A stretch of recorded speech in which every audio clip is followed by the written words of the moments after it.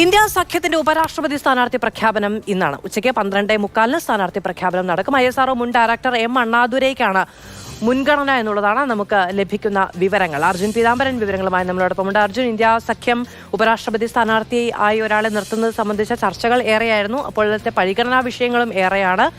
ഒന്ന്, തമിഴ്നാട്ടിൽ നിന്ന് തന്നെയുള്ള ഒരാൾ എന്നുള്ളൊരാവശ്യം മുന്നോട്ട് വെച്ചിരുന്നു. തൃണമൂൽ മുന്നോട്ട് വെച്ചത് പിന്നാക്ക വിഭാഗത്തിൽ നിന്നൊരാൾ വേണം എന്ന ഒരു നിർദ്ദേശമാണ്. അവസാനം അണ്ണാദുരയിലേക്ക് എത്തുകയാണോ?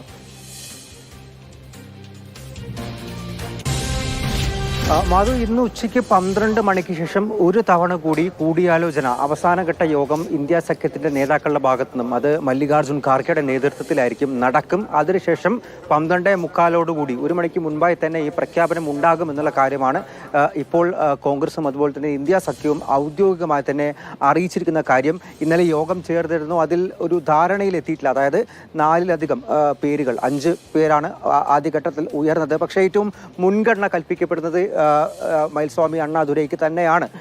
അദ്ദേഹം രാഷ്ട്രീയക്കാരനല്ല, അതിനപ്പുറത്തേക്ക് വളരെ മികച്ച ഒരു പേര് തന്നെയാണ്. പ്രത്യേകിച്ചും ISROയുടെ മുൻ ഡയറക്ടർ, ചന്ദ്രയാൻ 1-ന്റെയും ചന്ദ്രയാൻ 2-ന്റെയും മംഗൾയാന്റെയും പ്രൊജക്ട് ഡിസൈനർ ആയിരുന്നു. ഇപ്പോൾ തമിഴ്നാട്ടിലെ സംസ്ഥാനത്തിൻ്റെ തന്നെ ഈ ശാസ്ത്ര സാങ്കേതിക കൗൺസിലിൻ്റെ വൈസ് പ്രസിഡന്റ് കൂടിയാണ് അദ്ദേഹം. DMK-യുമായിട്ടും അതുപോലെ തന്നെ കരുണാനിധി കുടുംബവുമായിട്ടൊക്കെ വളരെ അടുത്ത ബന്ധമുള്ള ഒരാൾ തന്നെയാണ്. തമിഴ്നാട്ടിൽ നിന്ന് തന്നെ വേണം ഒരു സ്ഥാനാർത്ഥി എന്നുള്ള കാര്യം തന്നെയായിരുന്നു ഇന്ത്യ സഖ്യത്തിൽ പൊതുവെ ഉയർന്ന ഒരു ആവശ്യം. പിന്നോക്ക വിഭാഗം എന്നുള്ള കാര്യങ്ങളെല്ലാം തന്നെ പാർട്ടികൾ, സഖ്യകക്ഷികളെല്ലാം തന്നെ ഉയർത്തിയിരുന്നു. തിരുച്ചി ശിവ അടക്കമുള്ള പേരുകൾ പരിഗണിക്കുന്നുണ്ട്. എന്തായാലും മുൻഗണന ഇപ്പോഴും കൽപ്പിക്കപ്പെടുന്നത് അണ്ണാദുരൈക്ക് തന്നെയാണ്. അദ്ദേഹത്തെ തന്നെ ഉപരാഷ്ട്രപതി സ്ഥാനാർത്ഥിയെ പ്രഖ്യാപിക്കുമെന്നാണ് ഈ ഒരു ഘട്ടത്തിൽ അറിയാൻ സാധിക്കുന്നത്. പ്രത്യേകിച്ചും ശരി, അർജുൻ പീതാംബരനാണ് വിവരങ്ങൾ നൽകിയത്. അണ്ണാദുരൈ എന്നുള്ളത് തന്നെയാണ് ഈ സമയത്ത് നമുക്ക് ലഭിക്കുന്ന ഏറ്റവും അവസാനത്തെ വിവരം.